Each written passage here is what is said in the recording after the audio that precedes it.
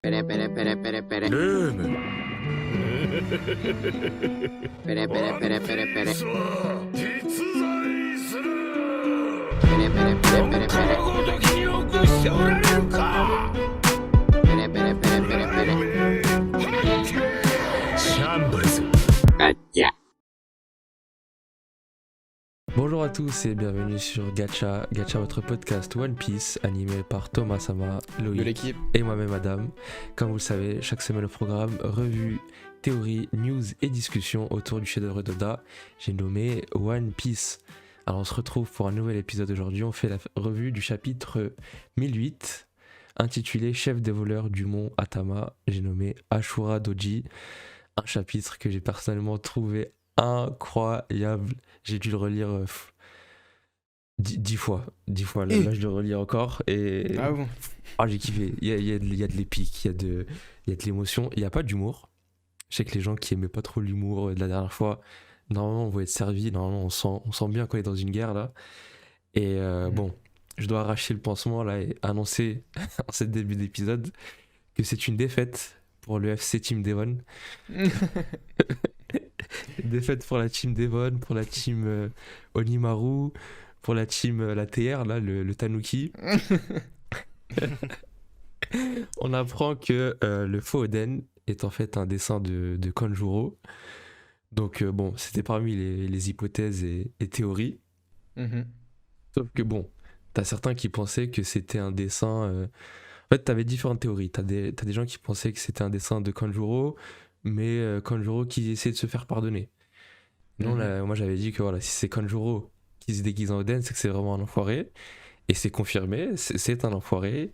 Et il veut utiliser ses dernières énergies, son dernier souffle pour remuer le couteau dans la plaie, on va dire, et littéralement. Exactement. Comment vous avez trouvé le chapitre, vous ? Vas-y, Loïc. Alors moi je dirais très bon chapitre. Et moi j'étais comme Kinemon au début du chapitre. Hein. J'ai dit, faut que ce soit Oden. Allez, dis-moi que c'est Oden, dis-moi que c'est Oden.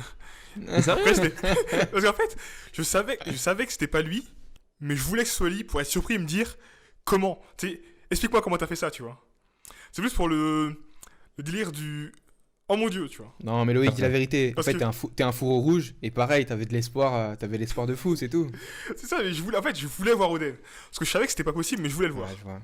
C'est mais comme... surtout que si tu regardes l'anime actuellement, tu vois le flashback d'Oden. Et Oden, c'est un personnage incroyable. Donc, comme les fourreaux rouges, t'as envie de le revoir, t'as envie de. Exactement. Pour la cohérence scénaristique, en fait, j'ai l'impression que la salle dans laquelle il y avait les fourreaux rouges, ça représentait un peu les lecteurs, tu vois. T'en as qui étaient, ouais, j'espère que c'est Oden. Et Ashura Doji, c'était le mec sceptique. Limite, il met une claque à Kinemon. Mais qu'est-ce que tu me parles de Devon ? Qu'est-ce que tu me parles de n'importe quelle théorie ? C'est pas lui, tu vois. Ouais. Et Exactement. bon, Ashura Doji, voilà, pour le coup, là, c'est le MVP du chapitre. On continue cette petite nouvelle tradition de Oda de nommer les chapitres, de donner des noms de chapitres, des noms de personnages. Et aujourd'hui, c'est Ashura Doji qui a l'honneur. Et quel sacrifice qu'il a fait. Quel sacrifice. Incroyable. Incroyable. Et c'est vrai que Ashura Doji, c'est un perso que, personnellement, en tout cas, un des fourreaux rouges que je préfère, pour justement son caractère qui est totalement différent des autres, finalement, qui est très sanguin, très limite méchant, en fait. À la base, il est un peu présenté comme un antagoniste, un chef de bandits, etc. Et son fight, même dans l'anime, ils l'ont respecté de fou. Son fight avec Oden, il est incroyable. Et c'est le plus cynique aussi. Et ça s'est montré encore justement là. Et en fait, ce qui est bien, c'est qu'en fait, on te montre que c'est un dur à cuire. Et là, on t'a montré un peu ses émotions. Où tu voyais qu'il était en pleurs, en mode moi aussi, j'aimerais bien que ce soit Oden, mais c'est pas lui. C'est ça. Et aussi, quand Okiku s'excuse en disant j'aurais dû tuer Kanjuro.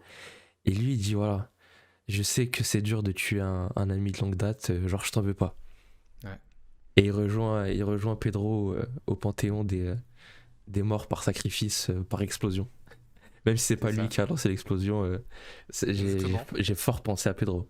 Et face à une ordure de Konjuro qui ressemble beaucoup à l'ordure de Perospero, donc enfin, c'est cohérent, il y a un vrai parallèle, c'est vrai. fou. Mais je passerai quand même Kanjuro dessus, en termes d'ordurité. Ouais, c'est vrai Il y a que moyen, Kanjuro, forcément, ouais. Il est vicieux, hein.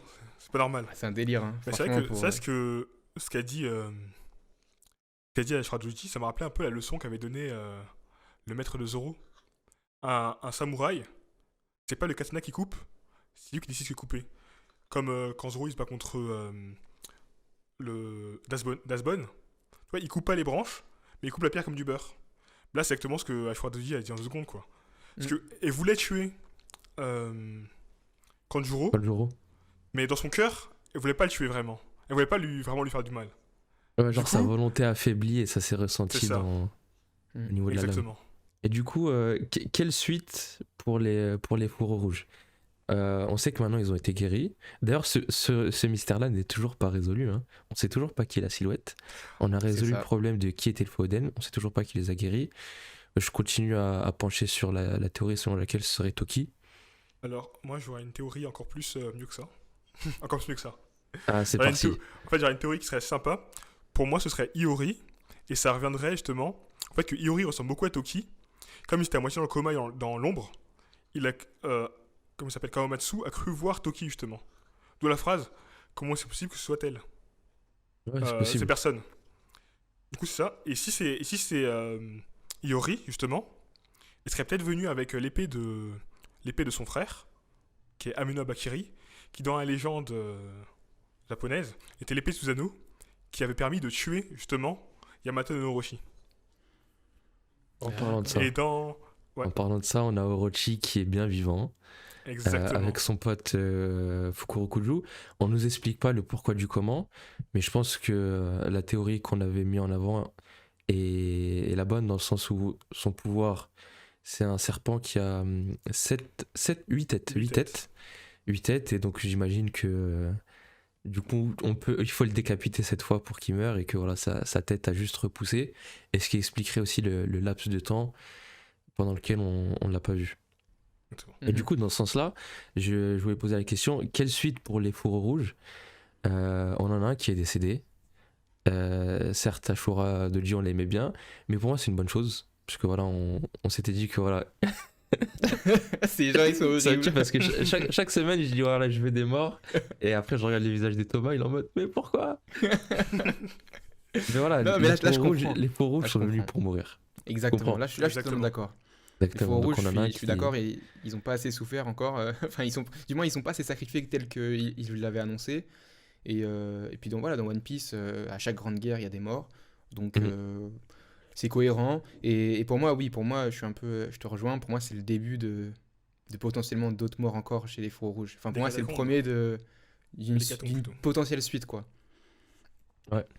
Bah, clairement, pour moi, ils vont tous mourir. Tous mourir. Les uns après les autres. Ah ouais. Déjà, là, on a vu Ashura Doji. On a vu Fukurokuju qui est fidèle à Orochi.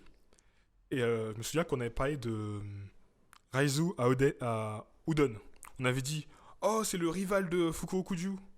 Du coup, duel Fukurokuju Raizu en vue. Avec mort des deux personnages. C'est un deuxième mort.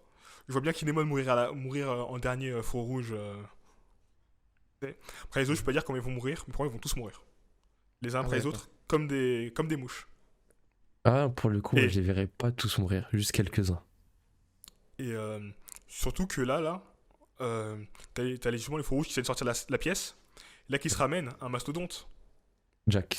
Le fameux Jack qui se tient face à face à tous les faux rouges et qui va être retenu par Inuarashi, Il Incroyable. lâche une punchline énorme au passage. qui ont tous les deux un très bon échange. T'as Jack qui lui dit: t'es sûr de pouvoir me battre? Y a pas la lune ici. Et Inuarashi lui répond: y a pas de gaz empoisonné, du coup on va te battre à la Royale. Paf, C'est beau. tel des mousquetaires. Et du coup, Ouais. clairement, moi ce Et que du je coup, vois, c'est que. Ouais. les fourreaux rouges, il y en avait 9 au total, c'est bien ça. Ça. Donc on a perdu Ashura Doji, RIP. On a perdu. On a Inu qui est resté derrière pour combattre Jack. Ouais. D'ailleurs, Jack qui a piétiné quelques Minx. Donc la rivalité Jack-Minx prend encore plus son sens. Ça veut dire que là, actuellement, il reste 7 fours rouges. C'est ça, hein? Ouais. Du coup, c'est pour Ouais. ça que je me dirais que ces 7 là, je les verrais bien justement contre Orochi pour justement terminer Orochi, et c'est 7 têtes qui lui manquent. Tu vois ce que je veux dire?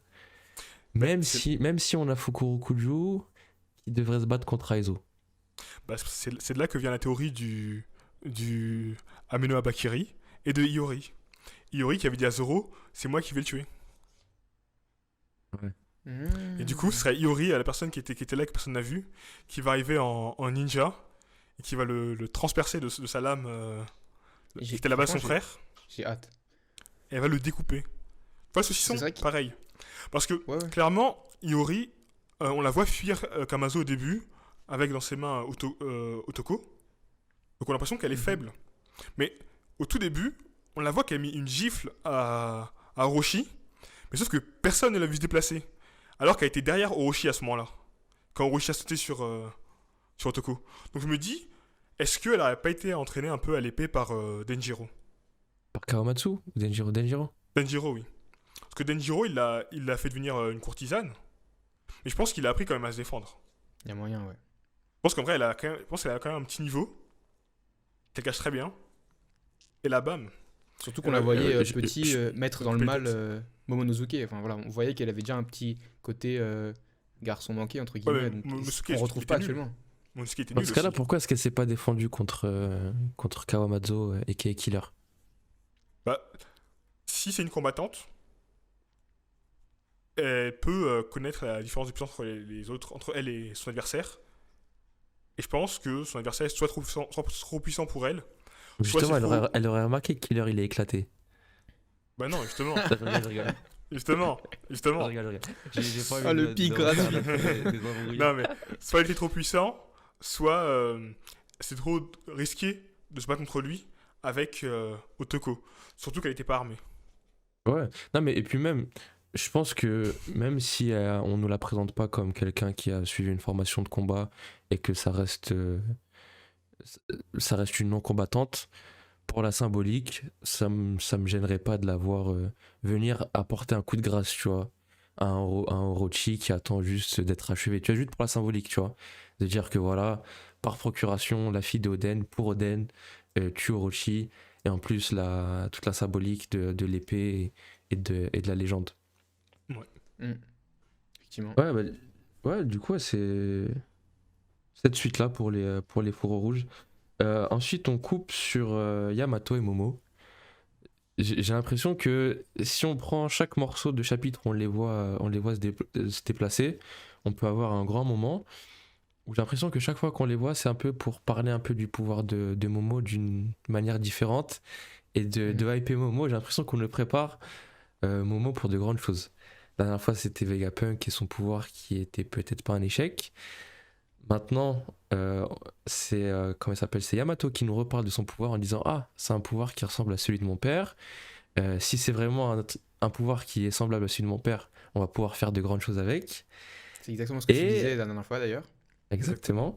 Et maintenant, on a l'impression que Momo arrive à capter de là où il est l'état physique de Luffy. Comment vous avez interprété ça, vous? Moi personnellement, j'y ai vu le haki d'observation. Ouais. Mais après, avec du recul, je me dis bon, est-ce que c'est pas trop? Est-ce que c'est pas juste justement une connexion entre les dix, dû à un genre d'acquis des rois connecté? Est-ce que c'est pas juste dû à son pouvoir de dragon qui lui permettrait quelque chose? Maintenant, j'ai un doute quand même, parce que je me dis, il est jeune pour développer un tel pouvoir. Connaître avec. Comme à Skypea, t'as la petite fille là. Exactement. Des gens ailés là. Elle avait le acquis d'observation de naissance. Ah, c'est vrai. C'est vrai, ça. Effectivement. Surtout, c'est le fils de Oden. Et Oden, Exactement. c'était quelqu'un. Bah, C'est vrai. Franchement, j'aurais deux théories pour ça. Ou trois. La première, c'est la voie de toute chose. Parce qu'on sait que. Ouais, mais jusqu'à comme, maintenant, dans l'œuvre, cette voix, c'est plus lié au monstre marin, à Zunisha. C'est pas forcément lié à l'état des gens. Bah, on sait pas exactement où est-ce que ça va, tu vois. Ça va, jusqu'à où tu peux capter les choses. Et comme justement Momo et Luffy ils ont un lien très fort, il se peut que ce lien ait été fait entre les deux. Et du coup, Momo peut sentir où est Luffy. Parce que les deux ont le même pouvoir. Après, ça peut être aussi de l'acquis de l'observation. Au moment où il a l'observation du futur. Et à un moment où je le vois, lui va faire des trucs de fou. Et troisième possibilité, c'est parce qu'il est connecté au pouvoir de Kaido. Que inconsciemment, il capte des petites ondes qui lui fait Il arrive à voir ce plus ou que moins Kaido voit. comprendre. Pas voir, mais tu sais, il sent les choses qu'il y a autour de Kaido, tu vois. Il sent plus ou moins comment Un ça se truc passe de sur dragon, quoi. Kaido. Exactement. C'est une Ouais. connexion draconique. Tu vois, parce que Draconique. moi, Kaido, sur sa tête, il a des antennes, tu vois, des petites antennes. Direct. Ça Ouais, me il, fait a, direct. il a un routeur sur la tête. Non, moi je dirais tout Exactement. simplement, je pense que le plus safe, c'est de dire que c'est du acquis d'observation, quoi. Mhm. Mais tu sais, un truc que lui-même il sait pas en fait. Tu sais, encore un stade C'est ça. peu développé. Dans le Ouais. sens où lui-même il est en mode hein, comment je sais, tu vois, quand Shinobu elle est surprise. Et aussi que voilà, il a passé énormément de temps avec Luffy. Donc je pense qu'il doit reconnaître un peu l'empreinte Akik. Dragonique Akik. L'empreinte tu sais, de Luffy, tu vois. Bien vu. Je dirais plus ça. En parlant de connexion, vu que j'ai lu le chapitre plusieurs fois, on voit beaucoup de fois les personnages tu sais, avec les étiquettes et l'œil. On voit une Mhm. souris, on voit l'autre. Et en fait, on nous les montre genre toutes les 2 pages, un peu pour nous montrer que voilà, tout le monde est observé. Je sais pas c'est dans quelle optique ça ou pas, je sais pas. Bah, en fait, je pense que ça, c'est ce que je disais justement à Thomas, c'est pour montrer à quel point Oda, il commence à s'améliorer en termes de de narration dans l'arc. Je vais expliquer ce que je veux dire. Parce que le chapitre Vas-y. avant, c'était n'importe quoi. Le chapitre, t'avais une case, c'était une situation, après une autre case, c'était une situation. Ça Ouais. allait trop vite, ça allait partout, sans aucune fluidité. Alors que là, t'as la fluidité. Par exemple, t'as les faux rouges, il a dit, oh mon dieu, Momo. Tac, on voit Momo, avec le lien, avec elle observée par les rats. Du coup, toujours suivi par Wang. Du coup, en fait, ça te fait les transitions, il te faut une transition caméra par rapport à ce que les personnes disent. Sauf sur le toit où c'est pas possible. Ouais, je vois. Ouais. Ouais, peut-être aussi que c'est peut-être une façon de si dans un chapitre suivant on nous montre Who's Who ou King ou quelqu'un de l'équipe à l'eau sans bête, si on nous montre qu'il est au courant de ce qui se passe et des positions de tout le monde, Mm. bah, ce sera facilement expliqué parce qu'on a vu ces petites bêtes à Exactement. droite à gauche pendant Ouais, les c'est vrai. chapitres. Exactement, exactement. Autre chose, je sais que Loïc, ça fait un moment que tu milites sur un petit face-à-face Yamato-Kaido. Au début, j'étais Oui. pas très chaud, mais de plus en plus, j'y crois, hein. Justement, Yamato qui dit ah, j'aimerais bien faire comme Oden et monter sur le toit moi aussi et mettre un coup à Kaido. Ah oui, mais c'est écrit de base.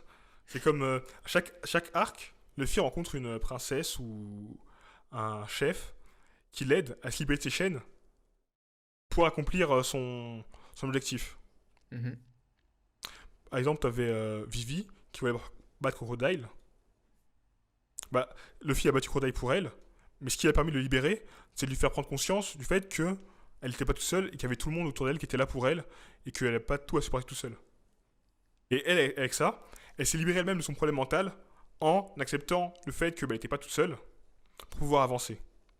Bah, du coup, là, ce qu'elle a fait, elle a littéralement libéré Yamato de ses chaînes physiques, qui était le problème qu'elle avait. Là, le seul problème qu'elle a, c'est son attachement avec Kaido. Le seul moyen de s'en libérer vraiment, c'est de lui mettre un coup sur la tête et lui dire tu vois, père, je suis devenu fort, donc je vais me barrer. Vu que lui, justement, il y a que la force qui compte pour lui. Mhm. Du coup, c'est obligé. S'ils le font pas, je pleure. Je pleure. De Je fou, ple- surtout pleure qu'on le pendant- mentionne à chaque épisode. On en parle. C'est ça. Non, Eh, c'est Je je crois vrai, même c'est que vrai. pendant le hors-série, on en a parlé un peu, peut-être. Je suis pas sûr. Mais Moi, là, je c'est me vrai dis aussi que ça. on nous y prépare, ouais. On nous prépare à ça et C'est ça. donc C'est je fou. pense ouais on va avoir cette confrontation. Après voilà, moi j'attends rien de cette confrontation si ce n'est qu'elle existe et après voilà fin on remet les personnages principaux sur le devant de la scène parce que je pense pas qu'elle puisse faire grand chose face à son père honnêtement.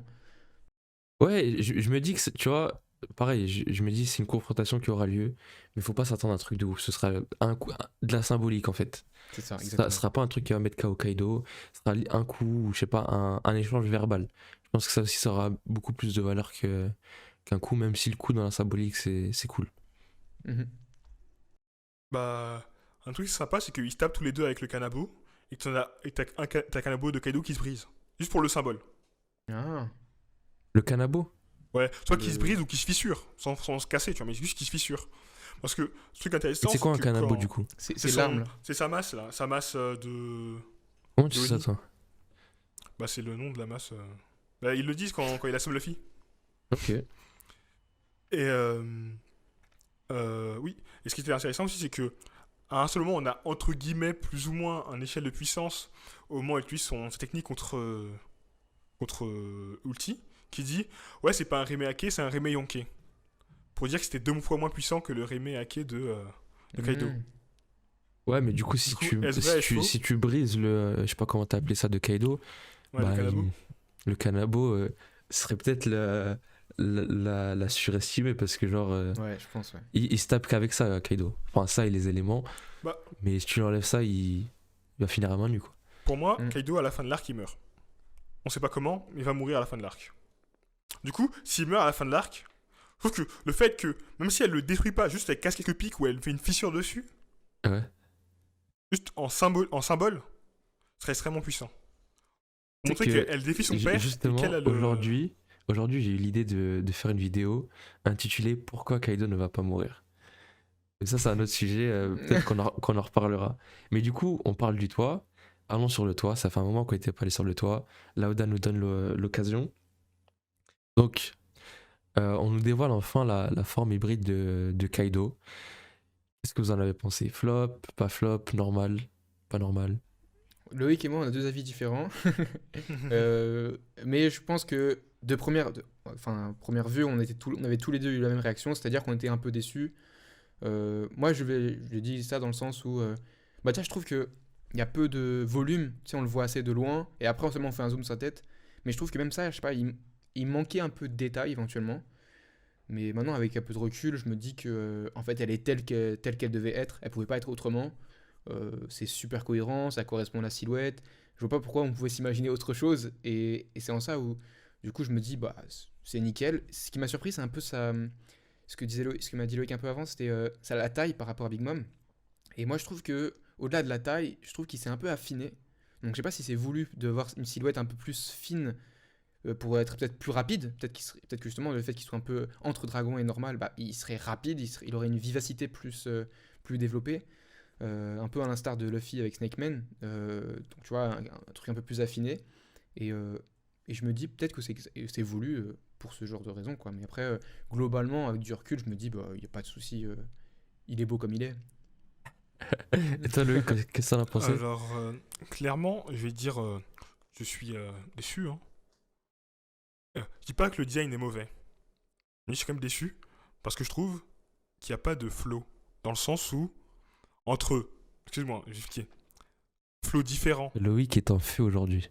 Vas-y, Non, il continue. n'y a pas de flow différent. Alors, tu vois, Kaido normal, Kaido hybride, Ouais. tu lui rajoutes 2 corps, une queue, c'est pareil, tu vois. Alors que tu vois n'importe quel autre qu'on a vu en hybride avant, tu gardes Lucci, pas hybride, tu vois un truc. Tu vois Mais justement, tu vois Dice quoi? Drake. C'est pareil, je pense, l'outil, tu lui rajoutes une queue et... Non, mais tu Tu vois, il y a changes la couleur de son ça. physique qui change, tu vois, qu'il devient plus gros, il y a un truc. Même Drake se transforme en hybride. Tu vois qu'il y a du. Tu vois, tu vois, un vrai changement de design. Là, j'ai pas l'impression qu'il y a. Il a gagné 2 cornes et une queue. Parce qu'en Ouais, plus, c'est parce tu sais, qu'il avait déjà, comme. il avait déjà en son plus, tatouage Tu sais, comme il a déjà le tatouage ici, là, C'est ça. son tatouage devient des écailles. Du coup, bah ouais, ça fait pas grande différence. Et du coup, au final, je trouve que. Ok, il a rajouté un tatouage de l'autre côté. Mais tu sais, il y a pas de. En gros, j'ai l'impression que c'est pas nouveau, tu vois. En gros, tu m'as montré Kaido comme ça la première fois comme ça, j'aurais dit, oh bah, ok, c'est Kaido. Quoi. Après, j'ai l'impression que derrière, il y a peut-être une queue de dragon. Enfin, il y a Oui, un oui, truc, il a je une pense, queue. entre... On On voit, il y a une avance. queue. On voit, il y a une queue, Ouais. tu vois. Mais je veux dire, quand on le voit de face, en tout cas de la manière où il est montré là, pour l'instant, je trouve qu'il n'y a pas de. Je crois le bout de ses cornes aussi, elles ont noirci, non? Enfin, ses cornes ici, là. Ouais, ils ont l'air d'avoir noirci, mais je sais pas si c'est un effet où ils sont Ouais, et puis noircis. même, il a des griffes qui lui sont poussées au doigt. Non, c'est Ouais. sympa quand même. Je sais pas, moi, je dirais Ah, deux mais- choses. Déjà, j'ai pas été... je m'en fous un peu de sa forme hybride, genre... j'ai pas été déçu, j'ai pas été surpris de fou non plus. Mais je dirais deux choses. La première, c'est qu'en fait, Kaido, il est déjà monstrueux dans sa forme humaine, entre guillemets. Donc c'est dur de le rendre encore plus monstrueux. Quand tu dis Rob Lucci, tu vois, il était Grumps avec son chapeau et son petit costard. Donc forcément, tu le transformes en monstre, c'est quelque chose. Kaido, c'est déjà instrument. Tu le fais monter en dragon, c'est quoi entre les deux, tu vois? Et la Mais c'est deuxième ça. chose, c'est je me dis, est-ce que c'était pertinent d'utiliser une silhouette? C'est ça le problème. C'est ce que Parce je que disais, c'est que... ouais, il y a eu le même délire avec les ducs quand ils ont eu leur forme sous longue. Ouais. La silhouette, wow, ça te sent un truc de fou. Et après, on nous a montré leur forme sous longue. Certes, elles étaient bien, mais ça. Genre, est-ce que c'est le fait d'avoir joué avec nos attentes en mettant une silhouette qui a fait que ça peut flopper une fois que tu montres, tu vois? Alors que par exemple, Rob Lucci, sa forme hybride, c'est sa première forme qu'on a vue en fait. Donc t'as pas eu le temps d'anticiper, de dire à quoi ça va ressembler, est-ce que ça va être ci, est-ce que ça va être ça. Bah, On te la montre direct, et c'est le cas d'ailleurs pour toutes les formes Zoan. Ulti, elle s'est transformée, Drake s'est transformé. Donc je sais pas, je me dis, c'est quoi la pertinence là, une fois de plus, de rajouter une silhouette pour au final nous montrer un truc qui sort pas de l'ordinaire en fait. Après, je trouve que là, c'était pas une vraie silhouette. Parce qu'on voyait tout, en fait, au final. On voyait pas les détails du comment il était fait, mais on voyait qu'il y avait plusieurs cornes. On voyait Mais c'est la une moitié de silhouette, son quoi. visage, quoi. Parce que la silhouette qu'on voit dans le chapitre d'après avec la personne qu'on sait toujours pas qui c'est, Ouais. ça, c'était une silhouette, on pouvait faire 1 milliard de spéculations Ouais, dessus. parce qu'ils ont montré peu de choses au final. Alors que Mais ça là, reste une on silhouette voyait aussi, quasiment... mais... ouais. là, on voyait quasiment remettre tout, on va dire, au niveau de la tête, tu vois. En fait, avec la silhouette de la forme hybride de Kaido, c'est qu'on n'a pas vu de choses en plus que la silhouette ne montrait pas. C'est ça. Genre la silhouette montrait les contours, Exactement. montrait les cornes et la main avec des griffes et c'est ce qu'on a eu au final, tu vois. C'est ça. Je sais Après- pas, moi je me suis pas hypé sur le truc et du coup quand je l'ai vu, c'est cool, tu vois. Ah, c'est ça. Après, là où ça peut être rattrapé, c'est au-delà du design, nous montrer qu'avec cette forme, il est capable de faire certaines choses qu'il a pas fait avant, tu vois. Ouais. Ça serait cool. Nouvelle technique, nouvelle rapidité. Tu vas avoir des réactions de la part des membres de l'Alliance en mode oh, ça il le faisait pas avant, tu vois. Ouais. Moi, clairement, je pense aussi qu'il joue au baseball un peu en ce moment. Parce qu'on voit Luffy. Parce qu'on voit Luffy, il arrive sur les J'ai cailloux, vu le même là. il se lève, il saute, il retombe dans les cailloux. Il fait du baseball sur lui. Ah, il a c'est fait un home excellent. run, c'est direct. Excellent. Je sais plus c'est quoi le même, si c'est pas Big Mom qui passe la balle, qui envoie la balle à Kaido. Non, non, c'est quoi? C'est... Non, je crois que t'as Big Mom, elle est en train de rattraper avec un gant. Ah oui, c'est ça. J'ai jamais si. Et après il passe, et Kaido, il shoot. Enfin bref, c'est très drôle. Ah, je l'ai même pas vu celui-là. Mais De ce que vous avez compris, vous, les 10 minutes là, de limite de Luffy se sont écoulées ou toujours pas? Pour moi, ils se sont pour moi, écoulés, si, hein. C'est fini. Puisqu'il Ouais, y a eu le c'est- moment où il s'est essoufflé et t'as vu tout l'air sortir et. Bah, après, il y a le. Là, on le voit pas utiliser de haki. Donc, en vrai, on pourrait dire il est peut-être encore dans les 10 minutes. Mais c'est vrai qu'il a l'air d'être très dynamique C'est ça. pour quelqu'un qui est encore dans ses 10 minutes de un peu moins, de un moins bien. Non, je pense Exactement. qu'il est de retour parce que avant Zoro devait le porter en fait. Et là, plus besoin, tu vois. Mhm. Mais du coup, Ah, je me ça, dis, cette scène ne nous a pas montré grand chose par rapport à ce qu'on savait déjà. On sait encore qu'ils sont dos au mur. On a vu la forme hybride, mais au final, on n'a pas vu des trucs en plus. Juste la remarque de Law qui dit voilà, faut les séparer. Donc, qu'est-ce que vous imaginez comme stratégie pour la suite de la part des membres de l'Alliance sur le toit? Attends, juste pour rebondir sur le truc, le fait que tu dises qu'il y a pas, on n'a pas vu grand chose différent. Moi, je trouve quand même que là où justement avant on les quitte, on les sépare avec chacun en mode waouh, c'est quoi ça? Oh, t'as la forme la forme hybride, tout ça. Là, je trouve qu'ils sont quand même dans une situation où on vous sent plus de confidence, j'allais dire, plus de sérénité. Enfin, ils sont plus sereins. Là, ils sont en train de réfléchir à une stratégie, etc. Zoro, bah, il reste sérieux comme à son habitude, mais Kid il sourit et Luffy, voilà, il sourit aussi. Lui, il est carrément serein et je trouve que c'est cette attitude qui est différente par rapport à avant, tu vois. Là, ils sont Mais je vraiment en pense mode. qu'ils sont sereins grâce à Luffy, justement. Il y a Parce moyen. qu'ils étaient en mode ouais, c'est des monstres, tout ça.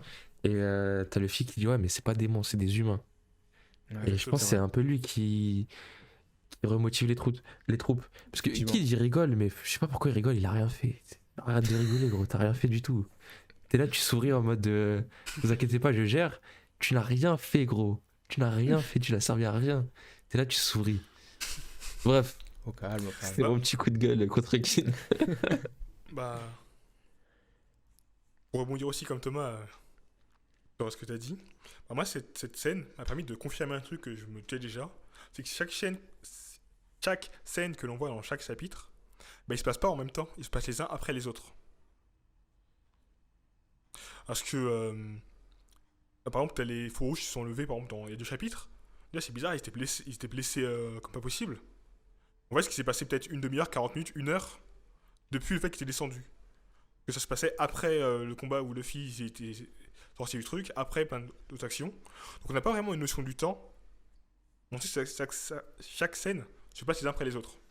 Du coup, pendant qu'on parle, bah là, il y a toujours, pendant qu'on n'a pas vu, il y a peut-être une demi-heure qui s'est passée, 40 minutes qui s'est passée, pendant lequel les autres combats ont continué. Et là, on peut aussi le voir clairement avec tous les personnages qui sont là, qui étaient plutôt propres quand on les a laissés. Là, on voit tous, ils sont tous égratignés avec un peu de sang partout. On se souvient, forcément. même si Zoro Ils ont du stab. même si Zoro, Killer et Kid s'étaient pris la foudre, ils n'avaient pas de sang sur le visage. On voit aussi, ben, là par exemple, on voit qu'il y a Killer et Zoro qui sont un peu essoufflés. Par rapport aux autres, peut-être que ça annonce la grosse séparation des groupes. Parce que Zoro, il a toujours un volatile à découper.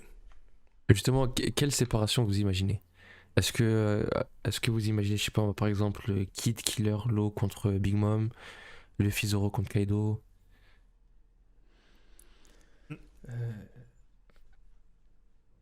Très bonne question. Très bonne question.